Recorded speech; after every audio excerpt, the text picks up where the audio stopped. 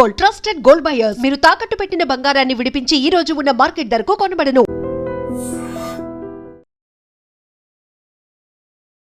నమస్కారం, welcome to I dream. ధర్మ మార్గం విత్ విజిత కార్యక్రమానికి స్వాగతం.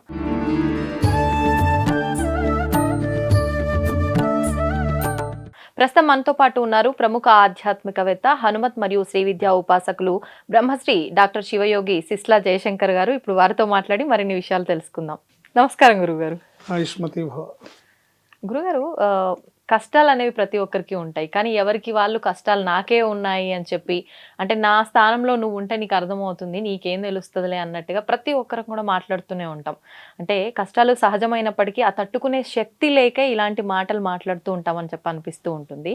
కానీ ఎంతకాలం అని ఏ కష్టాలు అనుభవిస్తాము? ఏదో రకంగా ఇంట్లో ఎంతమంది ఉంటే అంతమందికి ఏదో ఒకటి ఆరోగ్యపరంగా కానివ్వండి, లేదు ఏదైనా కావాల్సింది కొనుక్కోవాలి ఇంట్లోకి అన్నా కూడా దానికి తగ్గ ధనం లేక కానివ్వండి, రకరకాల ఇబ్బందులు కష్టాలు ఉంటాయి. వీటి నుంచి బయటపడాలంటే ఏదైనా విధానం ఉంటే తెలియజేయండి గురుగారు. తప్పకుండా అమ్మా. చాలా మంది కష్టాలు అనేవి రకరకాలుగా ఉంటాయి. కొంతమంది జాతకాలు నమ్ముతారు, కొంతమంది నమ్మరు. అవును. ఏదైనా సరే గ్రహస్థితిని బట్టి మన జీవితం నడుస్తూ ఉంటుంది. గత జన్మ కర్మ ఫలానుసారంగా మనకి ఈ జీవితం నడుస్తూ ఉంటుంది. ఏదైనా సరే కర్మని మనం అనుభవించక తప్పదు. అవునండి. కాకపోతే ఒక్కొక్కసారి ఏమవుతుందంటే ఇంట్లో ఉన్న వాళ్ళందరికీ ఒకే రకమైన దశలు జరుగుతుంటే అందరూ కూడా ఇబ్బందులు పడుతూ ఉంటారు. ఒకళ్ళు ఆరోగ్యంతో ఇబ్బంది పడుతుంటారు, ఇంకోళ్ళు ఇంటి యజమానేమో ఆర్థికంగా ఇబ్బంది పడుతుంటాడు, సంపాదించింది సరిపోక. రకరకాల పరిస్థితులు ఒక్కొక్క ఇంట్లో ఒక్కొక్క రకం. కొన్నిసార్లు అన్ని బాగున్న పరిస్థితులు, అందరూ బాగున్నా మనకే మానసికంగా ఏదో తెలియని ఒక ఏదో తెలియని ఇబ్బందులు ఉంటాయి. ఇది ఇంటింటి రామాయణం అంటే ఇదే. ఒక్కొక్క ఇంటికి ఒక్కొక్క చరిత్ర ఉంటుంది. అవును గురుగారు. అయితే ఏంటంటే ఏదైనా సరే భగవంతుడిని నమ్మితే, భగవంతుడి పాదాలను ఆశ్రయిస్తే ఎటువంటి కష్టం నుంచి అయినా మనం ఆ కష్టాన్ని దాటుకొని ముందుకెళ్ళగలుగుతాం. కష్టాలన్నీ మాయమైపోతాయని కాదు, కష్టాలని తట్టుకునే శక్తి మనకిస్తాడు.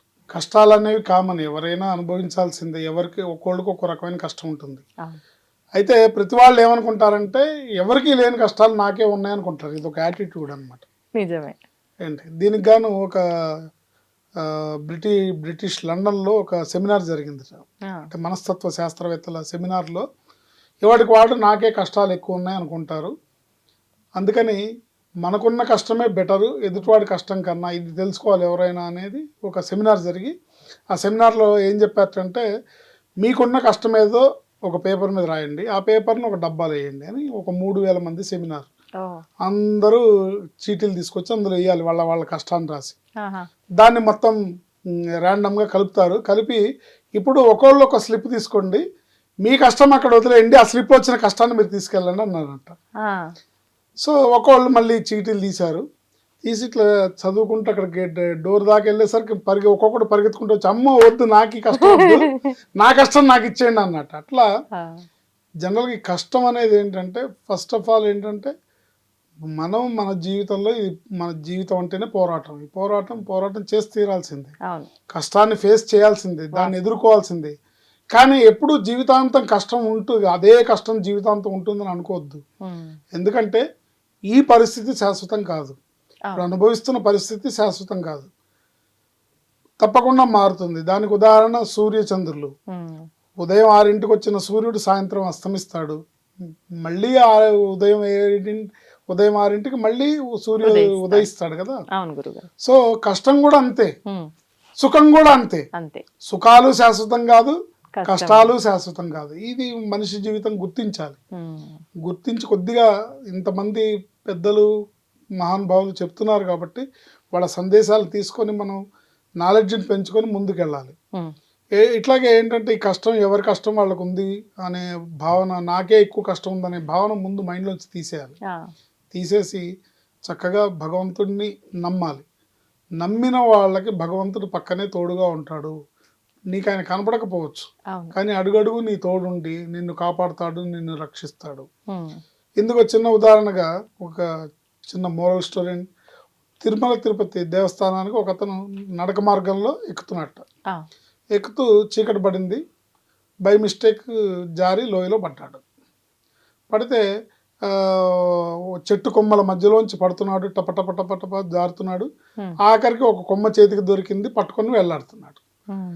గోవిందా గోవిందా అని పిలుస్తున్నాడు. ఆయన భక్తుడు కాబట్టి, ఆ భగవంతుడు అక్కడే ఉన్నాడు కాబట్టి దేవుడు వచ్చాడు. వచ్చి ఏం నాయనా పిలిచావంటే, నన్ను కాపాడు స్వామి అంటే, ఏం పర్లేదు నన్ను నమ్మి చేతులు వదిలేసి అన్నట్టు. Hmm. అమ్మో నేను చచ్చిపోతే అన్నట్టు. Hmm. నీకేమవ్వదు, నువ్వు నన్ను నమ్మి వదిలేసే అన్నట్టు. అంటే అమ్మో నేను చచ్చిపోతే అన్నట్టు. అయితే నీ కర్మ, నేను చాలా బిజీ, నువ్వు పిలిచావని వచ్చాను అని ఆయన వెళ్ళిపోయాడు. మళ్ళీ సుప్రభాతం గంట కొట్టారు, వెంకటేశ్వర స్వామి వెళ్ళిపోయాడు. Hmm. వీడు అలాగే చెట్టుకు వేలాడుతున్నాడు. Hmm. తెల్లారింది, చూస్తే భూమికి అడుగు దూరంలో, అడుగు ఎత్తులో వేలాడుతున్నాడు. సో భగవంతుడిని నమ్మి వదిలేస్తే తెల్లవారులు హ్యాంగింగ్ అయ్యే పరిస్థితి తప్పేది అంతే కదా. కదా. అలాగే అంటే ఇది ఏంటంటే నమ్మాలి, నమ్మకంతో ముందుకెళ్ళాలి. నాకేమవ్వదు, భగవంతుడు ఉన్నాడు, నన్ను కాపాడుతాడు అనే నమ్మకంతో కనుక ఎవరైతే భగవంతుడి పాదాలను ఆశ్రయిస్తారో Hmm. తప్పకుండా మీ భగవంతుడు అంటే విష్ణుమూర్తి భగవంతుడా, శివుడు భగవంతుడా, వెంకటేశ్వర స్వామి భగవంతుడా, ఆంజనేయ స్వామి భగవంతుడా అంటే, సుబ్రహ్మణ్య స్వామి భగవంతుడా, గణపతి భగవంతుడా అంటే మీ మనసుకి ఏ రూపం నచ్చితే ఆ రూపం. భగవంతుడు ఒక్క రూపంలోనే ఉన్నాడు అక్కడ. మీ మనసుకు నచ్చిన రూపం మీద మీరు లగ్నం చేసి ఆ భగవంతుడికి సంబంధించిన శ్లోకాలు, స్తోత్రాలు మీరు చేస్తూ నమ్మకంగా ఉంటే కనుక ఏ దేవుడైనా Hmm. రాయే భగవంతుడిగా మారి సమాధానం ఇస్తుంది, రక్షిస్తుంది, కాపాడుతుంది. Hmm. ఇందులో ఎటువంటి సందేహం లేదు. నమ్మాలి, నమ్మకం స్ట్రాంగ్గా ఉండాలి. ఓకే. ఎటువంటి కష్టాల నుంచి అయినా బయటపడగలుగుతాం. Hmm. సరే అండి, మాకు నమ్మకం ఉంది, దీనికి ఏదన్నా మా మనసు లగ్నం అవడానికి, ఆ భగవంతుడిని మా కష్టాలు తీర్చమని అడగడానికి మాకు ఏదన్నా ఒక మంచి మంత్రం చెప్పండి అంటే కనుక ఒక అద్భుతమైన మంత్రం ఇది. రాముల వారి శ్లోకం, ఆంజనేయ స్వామి శ్లోకం కలిపి చదువుకోవటం వల్ల తప్పకుండా ఎవరు ఎటువంటి కష్టంలో ఉన్నా సరే, వాట్ ఎవర్ ఇట్, ఈ కష్టం ఏదన్నా అవనివ్వండి, Hmm.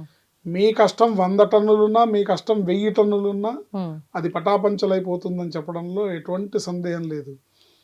ఆపదామపహర్తారం ధాతారం సర్వసంపదాం లోకాభిరామం శ్రీరామం భూయో భూయో నమామ్యాం అనే రాముల వారి శ్లోకాన్ని, అసాధ్య సాధక స్వామిన్ అసాధ్యం తవకిం వద రామదూత కృపా సింధో మత్కార్యం సాధయ ప్రభో అనే ఈ శ్లోకాన్ని కలిపి ప్రతిరోజు మీకు కుదిరినన్ని సార్లు అనుకోవటం వల్ల Hmm. ఆంజనేయ స్వామి తప్పకుండా మిమ్మల్ని మీ కష్టాల నుంచి బయటపడేస్తాడు. రెండు కలపడం ఎందుకని గురుగారు? అంటే రాముల వారి పేరు చెప్తే ఆయన తొందరగా కదులుతాడు. Oh. అంటే ఆంజనేయ స్వామికి రెండే పనులు ఉన్నాయి. ఒకటి ఆ రామభక్తుల్ని కాపాడడం, రెండు తన భక్తుల్ని కాపాడడం. Hmm. సో తన భక్తుల కన్నా ముందుగా ఆయన తొందరగా రియాక్ట్ అయ్యేదంటే ఎక్కడ రామనామం వినపడితే అక్కడ తొందరగా రియాక్ట్ అవుతాడు. కాబట్టి మీ కష్టాల తీవ్రతను బట్టి మీరు ఈ రెండు కలిపి కనుక చదివితే ఎటువంటి కష్టం నుంచి అయినా బయటపడతారు.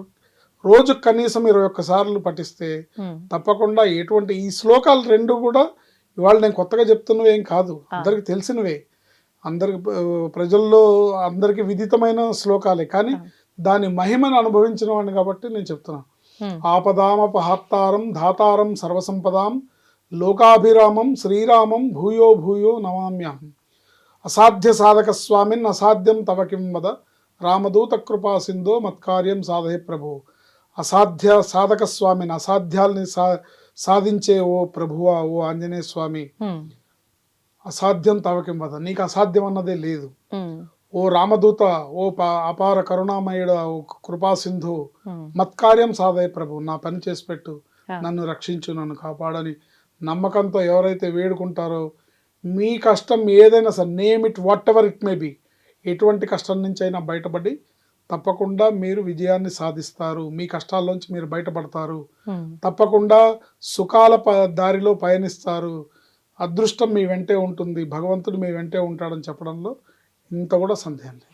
గురుగారు నోరు తిరిగినప్పుడు బయటికి చెప్పడం కన్నా కొంచెం లోపల చెప్పుకుంటే అది మనం తప్పు పలికిన తప్పు లేదంటారు, వాస్తవమా? అంటే ఇప్పుడు నోరు తిరగదు, నాకు తప్పులు వస్తాయేమో అంటే అసలు శ్రీరామ అనే 3 అక్షరాలకు ఉన్న మహిమ దేనికి లేదు.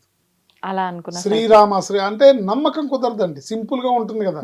శ్రీరామ అనే చిన్నప్పటి నుంచి ఇక్కడ అన్ని చోట్ల చూస్తున్నారు వింటూ కదా. ఉంటా, అవును. సో ఇది మాకు తెలుసు అనుకుంటారు, కానీ దాని మహిమ అపారమైనది. శ్రీరామ అనేది మహామంత్రం ఆ, ఏంటి, శ్రీరామ జయమంత్రం అంటారు దాన్ని. ఆ, శ్రీరామ శ్రీరామ శ్రీరామ. ఇప్పుడు ఆంజనేయ స్వామికి అంత శక్తి ఎక్కడి నుంచి వచ్చింది? ఉమ్, రామ్ రామ్ రామ్ రామ్. కొన్ని లక్షల కోట్ల కోట్ల కోట్ల కోట్ల యుగాల నుంచి ఆయన ఆ జపాన్ని చేసి చేసి ఆయన జ్యోతిర్మయ స్వరూపుడుగా మారిపోయి అవును. ఇంతమంది కష్టాలు తీరుస్తున్నాడు. ఆంజనేయ స్వామి ఇప్పటికీ చిరంజీవి, ఇప్పటికీ ఆయన ఉనికి ఉంది, అనేక చోట్ల ఆయన బయటపడుతుంది. అనేక సార్లు స్వప్న సాక్షాత్కారం పొందిన వాడిని నేను స్వయంగా చెప్తున్నాను.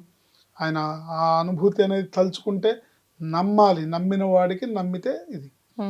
భగవంతుడికి వచ్చి మనల్ని నమ్మించాల్సిన అవసరం ఆయనకి లేదు. అవును అవును. నమ్మిన వాళ్ళకి ఎస్ నువ్వు నమ్మావు, నేను ఉన్నాను, నేను నిన్ను కాపాడతా. నువ్వు నమ్మకపోయినా నిన్ను కాపాడతాడు. కానీ వచ్చి నేనున్నాను, నన్ను నమ్ము అని చెప్పాల్సిన అవసరం ఆయనకి లేదు. వాస్తవం గురుగారు. మీకు అలా స్వప్నంలో సాక్షాత్కారం అవుతారా?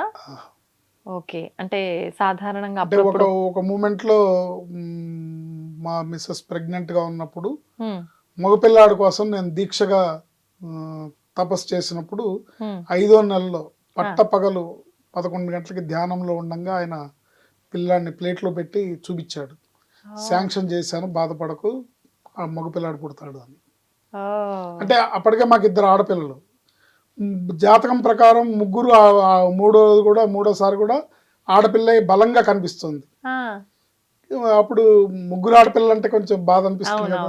2 ఉన్నారు ఆల్రెడీ ఆడపిల్లల మహాలక్ష్మి స్వరూపాలలాగా. వారసుడు కావాలనే కోరిక అది స్వార్థమే అయినప్పటికీ ఆ స్వార్థంలో తప్పు లేదు, ఉండాల్సిన స్వార్థం అది. సో అప్పుడు మేము దీక్షగా చేసినప్పుడు ఆయన స్వప్నంలో 5వ నెలలో ఒక పెద్ద ప్లేట్లో మక్మల్ క్లాత్ లో గులాబీ రేకుల మధ్యలో పిల్లాన్ని పడుకోబెట్టి చూపించాడు. శాంక్షన్, డోంట్ వరీ అని. అప్పుడు ఏంటి మీ ఫీలింగ్? బాబాయ్ పుట్టిన తర్వాత ఇంకా మామూలుగానే మీకు నమ్మకం ఉంది, హనుమత్ ఉపాసకులు కాబట్టి ఎట్లాగ అప్పటి వరకే నమ్మకం ఉంది. ప్రాక్టికల్ గా ప్రూవ్ అయింది. Okay okay. ఇలా అనేక సందర్భాల్లో, అనేక కష్టాల్లో, అనేక విషయాల్లో ఏ సంకల్పాన్ని సంకల్పించి ఆంజనేయ స్వామి పాదాలు పట్టుకున్నా అది తప్పకుండా నెరవేరుతుంది. ధన్యవాదాలు గురువు గారు. నమస్కారం. ఆయుష్మతి భవ. తవ్వండి, తవ్వుతూనే శివలింగం సరే దాన్ని అట్లా కప్పేసేయండి, చూపించదండి. Krishna is there. మూర్తి పూజ కాదు, సాక్షాత్ బ్రజేంద్ర నందన భగవాన్ ఉన్నారు మూర్తిలో. ఏమీ ఆశించకుండా ఆరాధించే వాళ్ళు కూడా ఉన్నారా ప్రభుజీ? నిజమైన భక్తి అంటే మనకు తెలియదు కాబట్టి